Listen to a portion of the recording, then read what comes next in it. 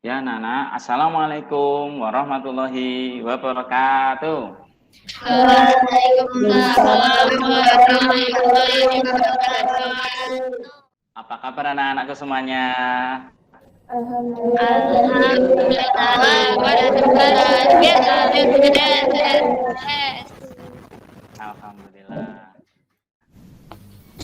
Mari teman-teman, sebelum melaksanakan kegiatan pelajaran hari ini, mari kita berdoa bersama-sama. Berdoa mulai. Berdoa selesai. Oke, selanjutnya anak-anak, Bapak mengingatkan untuk sesi pembelajaran ini kita selalu tansah mentaati protokol kesehatan dan pola hidup sehat. Anak-anak, dalam pembelajaran ini silakan anak-anak yang belum presentasi, Bapak mengingatkan untuk masuk ke Google Meet yang tadi untuk menuliskan presentasinya, menuliskan absensinya ya, jangan lupa. Mari teman-teman menyanyikan lagu Bagimu Negeri. 1, 2, 3.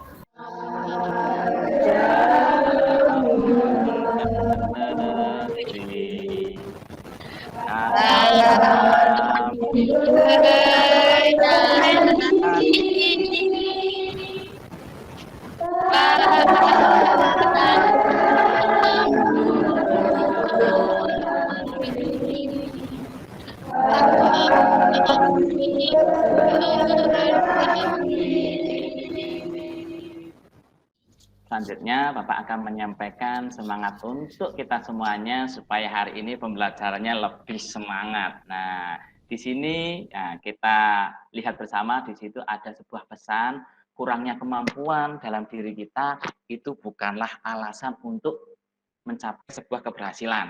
Nah, kesungguhan diri kita penuh semangat adalah modal kunci dari keberhasilan. Sehingga anak-anak Bapak pesan jangan takut kepada salah.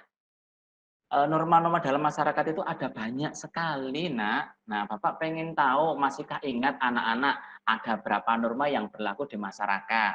Ada yang tahu? Coba sebutkan. Boleh.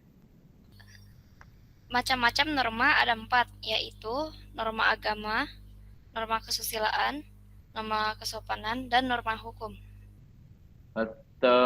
Tepuk tangan buat teman kita. Nah, anak-anak, kali ini dalam pembelajaran ini Bapak akan menyampaikan materi terkait pelanggaran norma.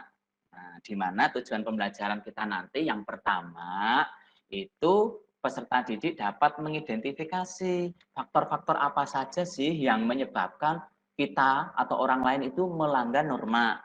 Yang kedua, itu peserta didik dapat menganalisis akibat dari pelanggaran norma dalam masyarakat. Akibatnya apa kalau kita melanggar norma?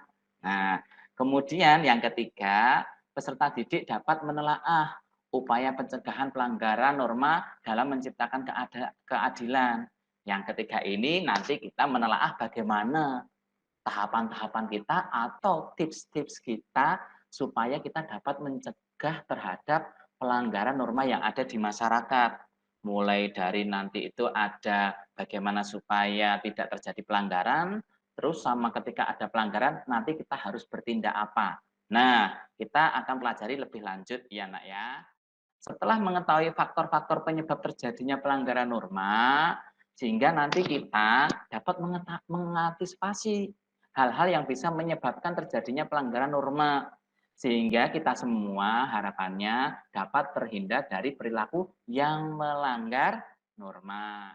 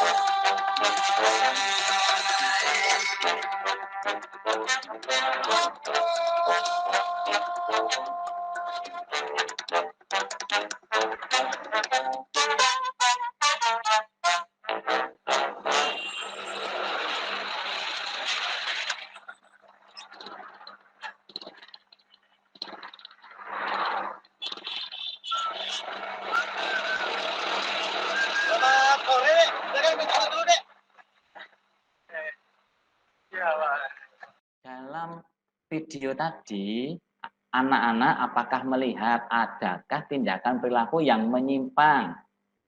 Ada, Pak. Oke, jika ada, kira-kira norma apa yang dilanggar?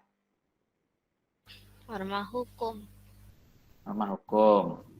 Bapak kemudian mau tanya kepada teman-teman yang lain. Teman-teman yang lain, selain itu tadi melanggar norma hukum, kira-kira melanggar norma apa sih? Norma Agama. kesusilaan. Kemudian coba Bapak mau tanya, sepertinya ada yang terlewat. Tadi sepertinya dari rambutnya, dari cara berpakaiannya. Nah, adakah yang tahu mereka melanggar norma apa? Kesopanan. Betul, norma kesopanan. Nah, betul anak-anakku semuanya. Bapak berterima kasih kalian sudah berpartisipasi aktif. Bapak, kita berikan aplaus buat kita semuanya.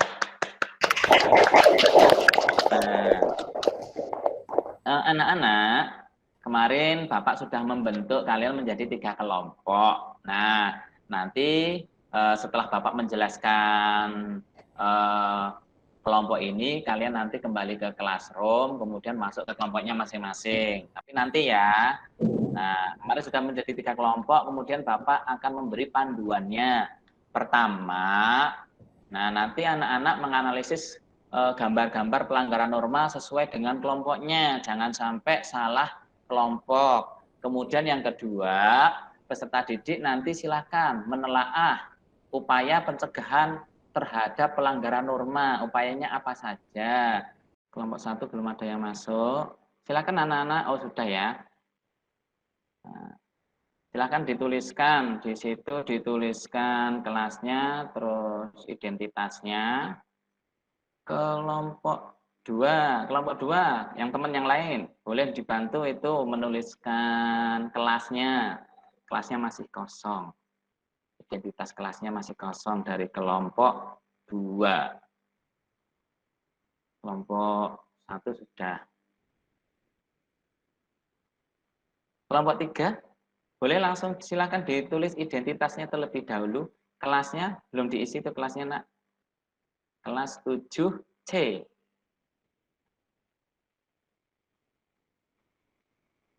Boleh dibantu teman yang lain menuliskan kelas 7C ya.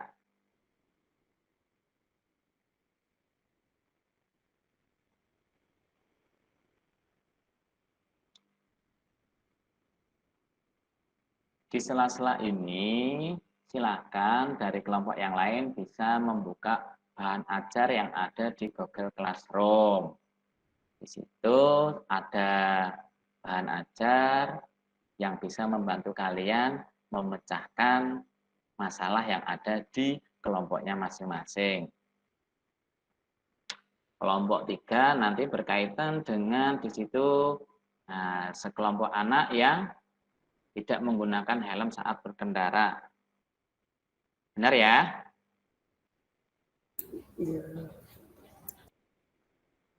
Oke, sedangkan kelompok 2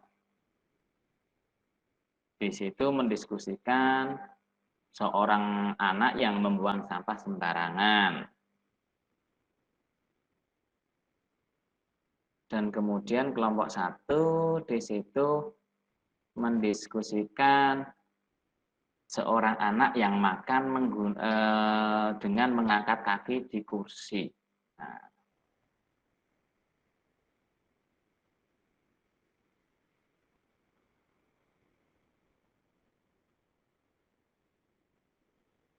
Bapak beri waktu 10 menit cukup ya, Nak ya.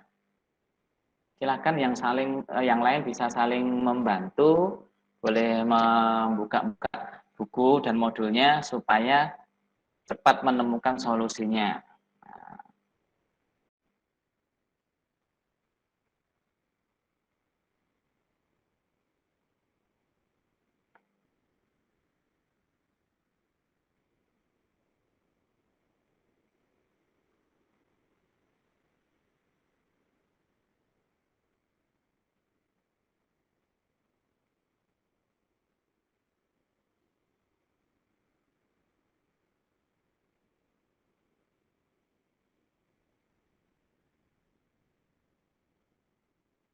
Coba untuk kelompok 2.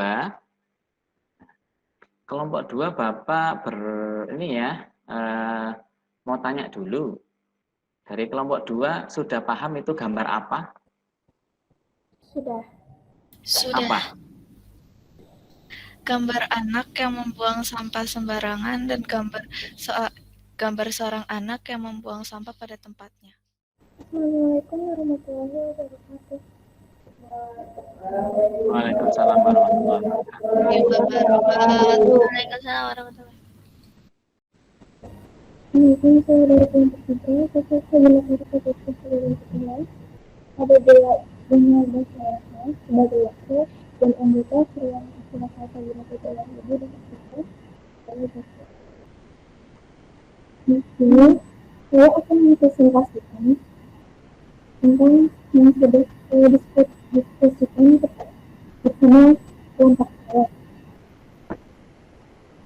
Menurut kelompok kami, upaya preventif atau pencegah terhadap pelanggaran seorang anak yang mengendarai motor bersebelah tanpa menggunakan helm yaitu melakukan pengaturan lalu lintas, melakukan penjagaan dan pengawasan, memberikan penyuluhan tentang pentingnya berkendara dengan menggunakan helm, memasang CCTV pengawasan lalu lintas, dan tes penjagaan kolektif. Sedangkan upaya represif atau penanggulan terhadap pelanggaran seorang anak yang mengendarai motor bertiga tanpa menggunakan helm yaitu memberi surat tilang sebagai efek jerah, menyita motornya, melakukan pembinaan. Saya mau tanya, bagaimana dengan teman-teman SMP yang ke sekolah memakai motor dan memakai helm tapi belum punya SIM karena belum cukup umur? Terima kasih atas pertanyaannya. Menurut saya, kita bisa minta tolong kepada orang tua untuk mengantarkan. Karena kalau dipaksakan selain melanggar aturan itu, juga bisa membahayakan orang lain jika terjadi kecelakaan. Terima kasih dari saya. Assalamualaikum warahmatullahi wabarakatuh. Waalaikumsalam warahmatullahi wabarakatuh. Kita berikan aplaus kepada kelompok 3. Nah, setelah kita mengikuti pembelajaran dari awal sampai akhir tadi, nah, dari anak-anak ada yang berani menyampaikan kesimpulan? Saya, Pak. Boleh. Akibat melanggar norma dalam masyarakat, pelanggaran terhadap norma tidak dapat terlepas dari adanya sanksi. Sanksi merupakan elemen penting dari sebuah norma. Sanksi adalah suatu hukuman yang dijatuhkan kepada siapapun yang dinyatakan tidak mematuhi peraturan yang berlaku. Daya ikat sanksi dalam norma berbeda-beda. Biasanya norma tertulis memiliki sanksi lebih kuat daripada norma yang tidak tertulis. Sanksi akan diterima oleh seseorang sebagai akibat dari pelanggaran atau aturan-aturan yang telah ditetapkan. Saya, Pak. Silahkan. Bentuk upaya pencegahan digolongkan menjadi 2, yaitu upaya preventif dan upaya represif. Kalau upaya preventif ada pembiasaan dan teladan. Sedangkan kalau upaya represif bisa ada penyadaran dan penghargaan dan hukuman. Boleh, betul sekali. Kita kasih aplaus pada teman kita.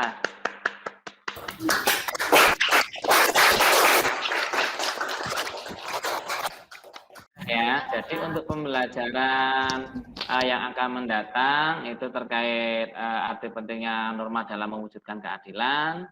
Kemudian peserta didik kalian anak-anak dapat mempersiapkan diri dengan membaca referensi buku yang relevan yang ada di Google Classroom boleh atau ada yang ada di buku siswa boleh. Nah,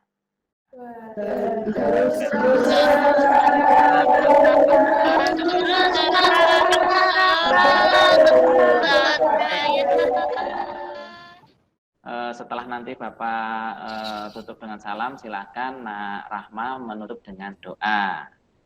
Akhirul kalam, wassalamualaikum warahmatullahi wabarakatuh. Mari teman-teman, sebelum mengakhiri pelajaran kali ini, kita berdoa bersama-sama. Doa mulai.